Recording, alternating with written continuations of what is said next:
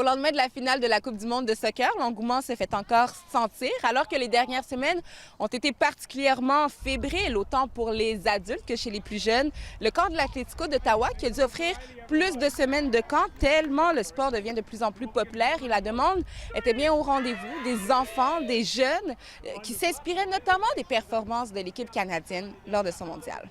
Cette Coupe du monde, c'était la première fois qu'ils ont gagné un jeu international et j'étais vraiment content de les voir réussir. Ils ont marqué des buts, ils ont bien joué.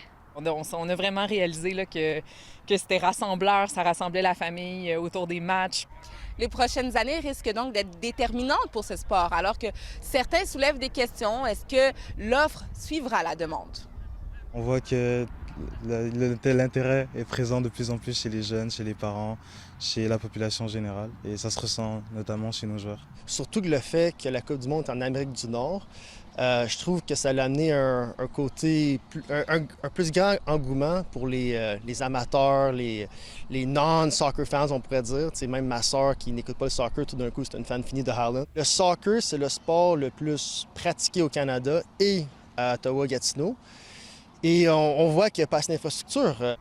Une popularité en pleine croissance, alors qu'en avril dernier, le gouvernement Carney avait annoncé une enveloppe budgétaire de 755 millions de dollars pour les sports, une annonce qui était réclamée depuis des années de la part des acteurs du milieu.